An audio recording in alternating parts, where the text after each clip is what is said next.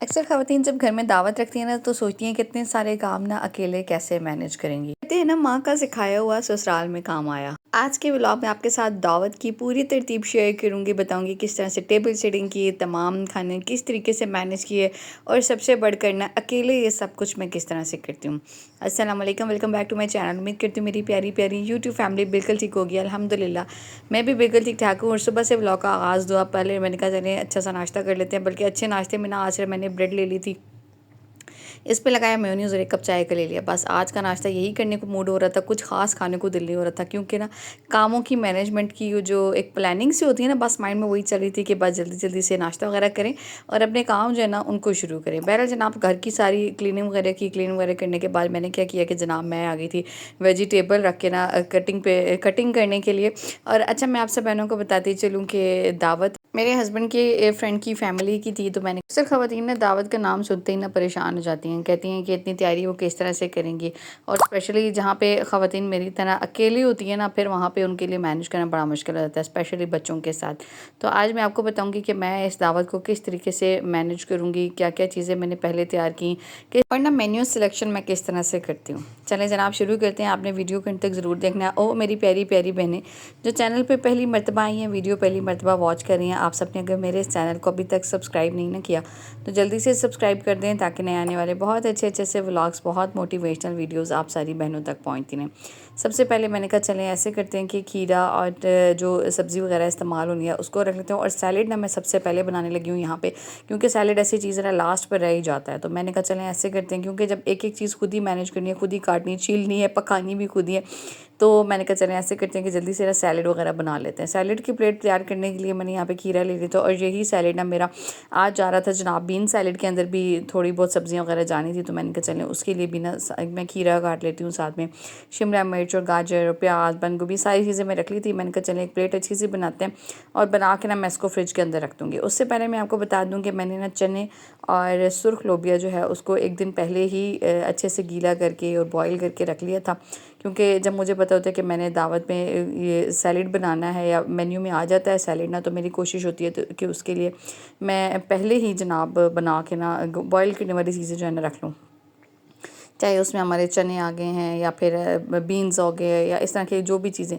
Time taking होती हैं। अच्छा, उसके बाद फिर जनाब मैंने यहाँ पे कटिंग के लिए शिमला मिर्च ली, और शिमला मिर्च को मैंने कहा चले दो तरीके से काट लेते हैं। एक सैलेड के लिए काटनी थी, बल्कि तीन चीज़ों के लिए मुझे चाहिए थी। एक तो मुझे चाहिए थी मैक्रोनी के लिए, और साथ ही साथ ना मुझे चाहिए थी ये सैलेड के लिए भी। अच्छा, मेन्यू के बारे में आपको बताऊँ तो सबसे पहले जो आज मैंने मेन्यू सेलेक्ट किया है वो है मटन बिरयानी का, और मटन बिरयानी के साथ मैं बनाऊँगी जनाब बीफ की मैक्रोनी, बीफ कीमा की मैक्रोनी, ठीक है। उसके बाद पे मैं बनाऊंगी चिकन वाइट कोरमा, और साथ ही साथ जनाब मैं बना लूँगी बीन सैलेड, और एक मैं बनाऊंगी बीफ कोफ्ता अंडा, ठीक है। ये जनाब मेरा मेन्यू था। और साथ ही ना मैंने सोचा था कि रस मलाई जो है ना उसको भी तैयार कर लूँगी। तो ये सारा मेन्यू था मेरा। तो मैंने कहा चलें इसकी जो है ना तैयारी, जब मुझे पता होता है ना कि दावत है, तो क्लीनिंग वगैरह तो मैं एक दिन पहले ही कर लेती हूँ। उसकी वजह ये है कि आप जब अकेले होते हैं, आपने सारा कुछ खुद मैनेज करना होता है ना, तो कोशिश किया करें कि अपने लिए ना आसानी किया करें और कामों को ना डिवाइड कर लिया करें। तो जब काम डिवाइड हो जाते हैं ना तो बड़ी आसानी हो जाती है, जैसे मुझे हो गई थी, मुझे कोई मुश्किल नहीं होती। और वैसे भी ना दावतें होस्ट करना ना मुझे बहुत अच्छा लगता है। और जब तक ना दावत के मेन्यू में ना 4-5 रेसिपीज़ या 4-5 डिशेज़ ना होना, मुझे लगता है कि दावत हुई ही नहीं है। तो जब भी मैं दावत होस्ट करती हूँ ना मेरी कोशिश होती है कि एटलीस्ट 4 से 5 डिशेज़ तो लाजमी हों। तो बस उसके लिए फिर मैंने जो प्रिपरेशन करनी होती है वो भी खुद ही करनी होती है। तो बस मैं यहाँ पे अपनी सारी तैयारी जो है ना वो शुरू कर चुकी हूँ। और वैसे भी ना बड़ी ईद के बाद काफ़ी सारे लोगों के घरों में दावतें वगैरह होस्ट हो रही होंगी। अच्छा, यहाँ पे मैं आपको बताऊँ तो मैंने ना चाँप का गोश्त ले लिया था, और चाँप के गोश्त का मैं बनाऊँगी बिरयानी। पहले ना मैंने सोचा था कि मैं ना बना लेती हूँ यखनी पुलाव। तो यखनी पुलाव के लिए ना मैंने ये सारी चीज़ें जो डाली हैं ना, ये यखनी पुलाव के लिए मैं डालती हूँ। लेकिन फिर बाद में जो मेरा था ना आइडिया वो चेंज हो गया। मैंने कहा नहीं, यखनी पुलाव नहीं बनाना है, बनाते हैं मज़ेदार सी बिरयानी। और बहरहाल यखनी पुलाव बनाने के लिए ना जो मैं चीज़ें लेती हूँ ना, पानी के साथ साथ जो मैं मटन या बीफ या फिर चिकन वगैरह के साथ ना, तो ये उसमें इलायची डाल देती हूँ, सौंफ डाल देती हूँ, साथ ही साथ ना साबुत गोल धनिया जो होता है वो शामिल कर देती हूँ, खड़े मसाले जो होते हैं साबुत वो शामिल कर देती हूँ और नमक डाल देती हूँ। तो उससे ना एक बड़ी अच्छी सी यखनी तैयार हो जाती है मटन की या बीफ की या चिकन की आप बनाने लगे ना, तो उससे ये होता है कि चावल जो पुलाव वगैरह का टेस्ट होता है ना वो बहुत अच्छा आता है। और यखनी पहले से बना के ना मैं उतार के साइड पे रख लेती हूँ और चावल फिर जनाब मैं बाद में जो है ना वो गीले करके शामिल कर लेती हूँ।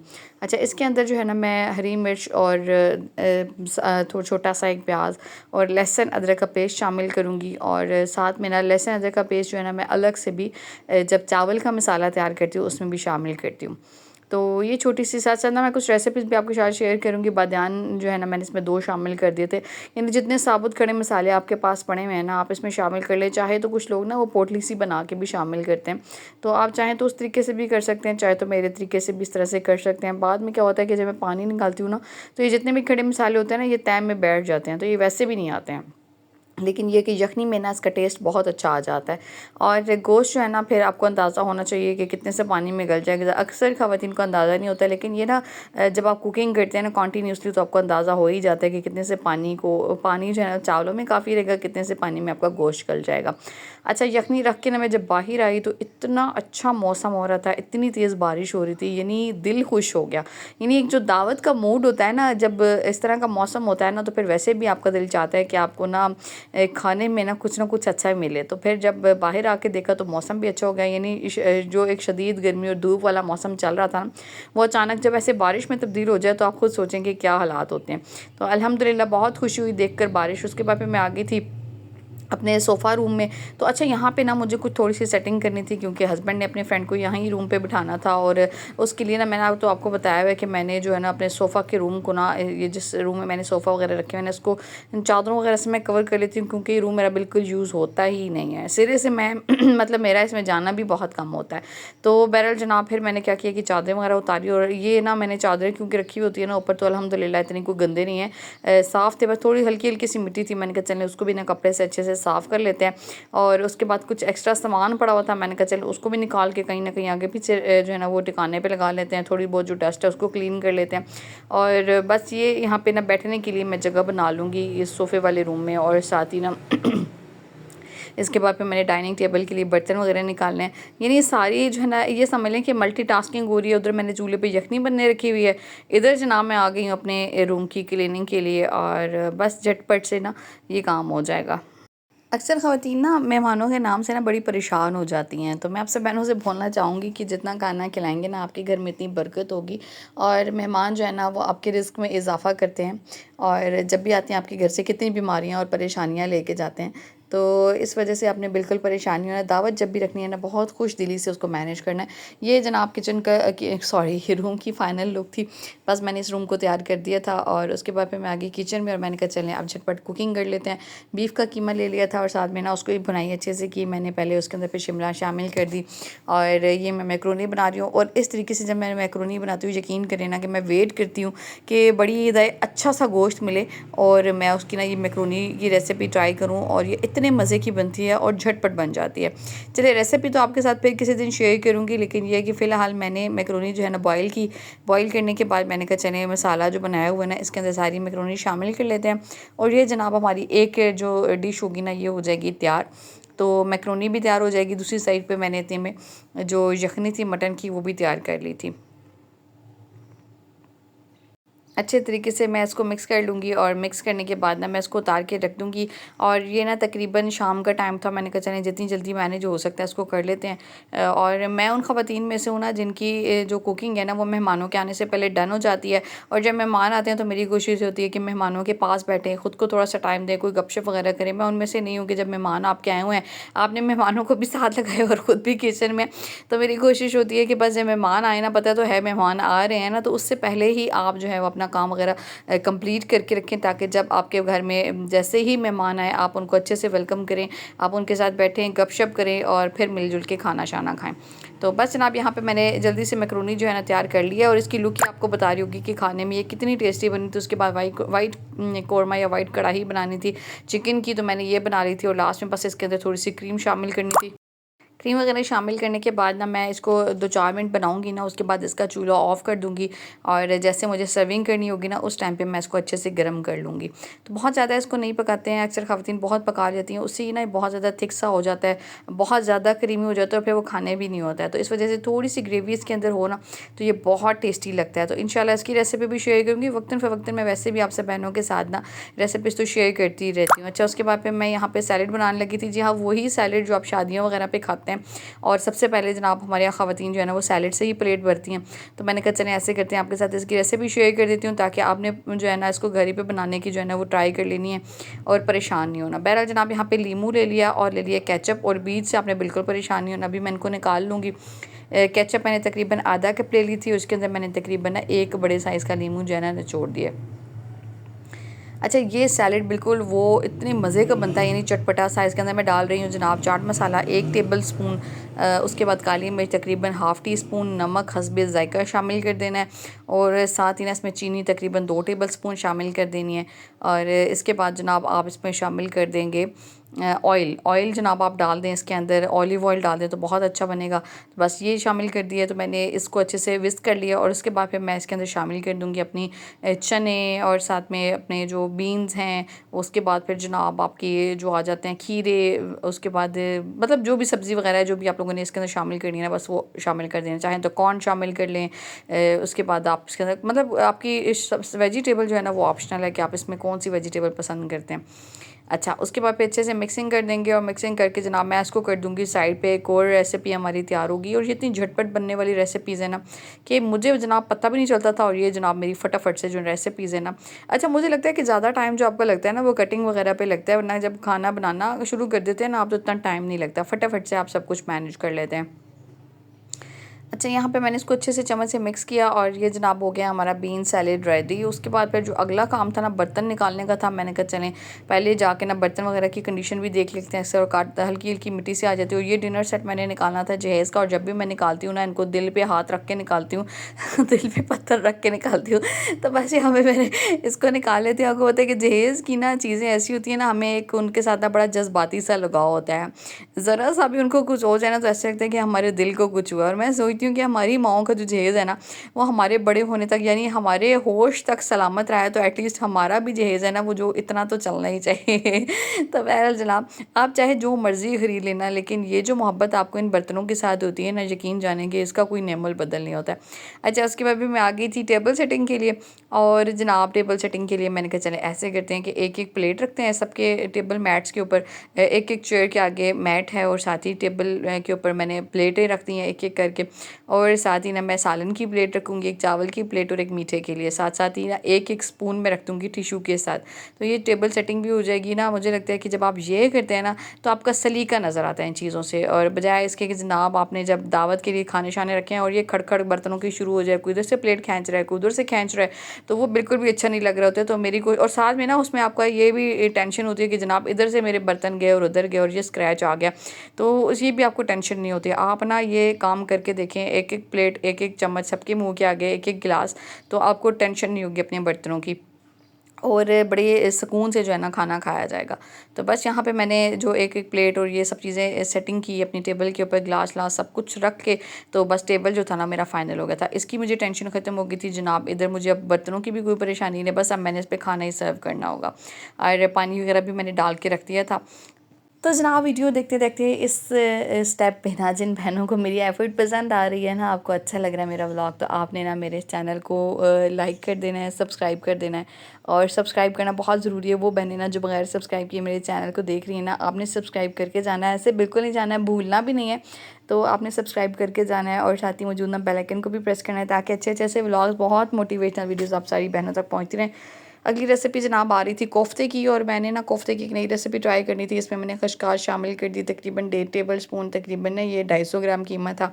खुश्क धनिया 1 टीस्पून शामिल किया, 1 टीस्पून लाल मिर्च का पाउडर शामिल कर दिया, नमक हिस्बे ज़ायका शामिल कर दिया। उसके बाद फिर मैंने इसमें शामिल कर देना है थोड़ा सा गरम मसाला पाउडर, और साथ ही साथ ना मैं इसमें दही शामिल कर रही हूँ तकरीबन 2 टेबल स्पून।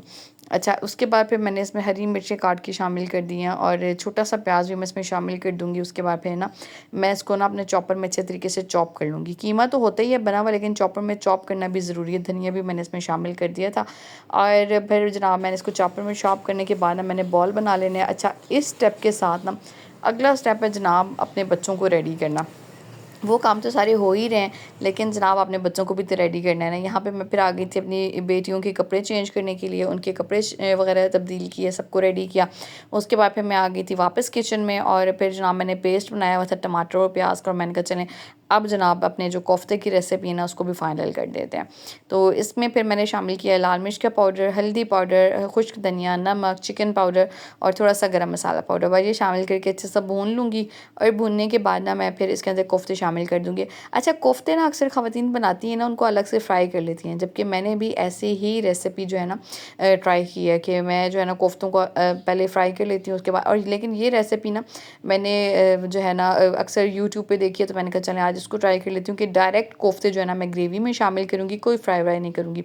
तो बस ये भी ट्राई करके देखते हैं, फिर मैं आपके साथ शेयर भी कर देती हूँ कि ये इतने मज़े के बने थे। अच्छा, जो हम लोग फ्राई करके शामिल करते हैं मुझे लगता है कि वो खाने में ना थोड़े से हैवी लगते हैं, मतलब टेस्ट में ना थोड़े हैवी होते हैं, लेकिन ये बहुत यम्मी बने थे। तो मैंने फिर कहा चलें आपसे बहनों के साथ भी शेयर कर देती हूँ कि आप बजाय इसके कि फ्राई करके कोफ्ते शामिल करें, आप डायरेक्ट ग्रेवी में शामिल करें और 15 मिनट तक इसको पकने दें, तो इंशाल्लाह आपके कोफ्ते भी बहुत यम्मी बन के तैयार होंगे। और ये देखिए मेरी जो है ना कॉन्फिडेंस मेरा चेक करें कि ये रेसिपी मैंने ट्राई भी उस दिन की जिस दिन दावत थी। यानी मुझे इतना वो यकीन था अपने आप के ऊपर कि मैं ना इस रेसिपी को बहुत अच्छे से बना लूँगी। अल्हम्दुलिल्लाह माशाल्लाह से एक जो कोफ्ता अंडे की रेसिपी थी ना, ये भी बहुत अच्छी बन के तैयार हुई थी। यहाँ पे मैंने कोफ्ते के बॉल्स बनाए थे और ये देखिए आपके सामने मैं इसको ना डायरेक्ट ग्रेवी में शामिल कर रही हूँ। चलें जनाब, ये हमारे कोफ्ते जो है ना पक के तैयार हो जाएंगे। बस एक और रेसिपी जो है ना हमारी यहाँ पे डन हो गई है। अच्छा, मैं ना खाना बनाते हुए ना एंजॉय भी कर रही होती हूँ। मेरी कोशिश होती है कि खाना स्पेशली दावत, चूँकि मुझे होस्ट करने का भी शौक़ है, फिर खाना बनाने का भी शौक़ है, तो मैं बड़े एंजॉय करती हूँ जब भी खाना वगैरह तैयार करती हूँ ना। जब मोहब्बत से आप कोई चीज़ बनाते हैं ना, तो फिर सवाल ही पैदा नहीं होता कि उसमें जायका ना हो। यहाँ पे मैंने बीफ की जो मसाला था, सॉरी मटन का जो मसाला था ना बिरयानी का, वो भी गर्म कर लिया एक दफ़ा। और यहाँ पे मैंने साथ ही ना इस तरह से आलू के ना चिप्स में फ्राई कर लेती हूँ। ये मैं ना बिरयानी के ऊपर सर्व करती हूँ, तो बड़े अच्छे लगते हैं खाने में भी और देखने में भी। बस अब मैं इस ग्रेवी के साथ ना कोफ्ते शामिल सॉरी अंडे शामिल कर दूँगी लास्ट पे। और अब यहाँ पे लगने लगा है बिरयानी को। जल्दी से अपनी बिरयानी को जो है ना दम लगा लेते हैं, क्योंकि मेहमानों के आने का टाइम होने ही वाला था। बस कलर वगैरह डाल दिया मैंने इसके अंदर और अब मैं इसको ना दम लगा दूँगी तकरीबन 15 मिनट के लिए, और उसके बाद फिर निकालूँगी और अपने जो है ना टेबल पे सर्व कर दूँगी। इतने में पे मैंने कहा चले जो सैलेड मैंने बाउल में रखा था ना, उसको इस प्लेट में निकाल लेते हैं। और बस जनाब इसको भी निकाल के ना मैं अपने टेबल के ऊपर सर्व करके आऊँगी। और साथ ही ना मैंने कोयला जो है ना उसकी जो है वो स्मोक देनी थी अपनी कढ़ाई को, तो मैंने कहा चलें इसको ना मैंने मिट्टी की हांडी में सर्व किया था और देखने में भी बड़े मज़े की लग रही थी। बस इस पर थोड़ा सा ऑयल डालेंगे, उसको कवर कर देंगे। और ना मैं एक चीज़ इसमें भूल गई थी, वो थी हरी मिर्च और हरा धनिया गार्निश करने के लिए। लेकिन लास्ट में ना अल्हम्दुलिल्लाह माशाल्लाह से मेरा टेबल जो है वो बहुत अच्छा लग रहा था। माशाल्लाह माशाल्लाह अल्हम्दुलिल्लाह पेट भर के खाना खाया। अल्लाह का शुक्र है कि मेहमानों को भी बहुत पसंद आया और अपने अल्लाह का बहुत बहुत शुक्र अदा किया। आज का व्लॉग यहीं तक था। उम्मीद करती हूँ आप सब बहनों को पसंद आया होगा। पसंद आया तो लाइक कमेंट शेयर ज़रूर कीजिएगा। और जो मैंने चैनल पे नई आई हैं, पहली मर्तबा वॉच कर रही हैं, सब्सक्राइब करके जाइएगा। मिलेंगे नेक्स्ट वीडियो में, तब तक के लिए अल्लाह हाफ़िज़।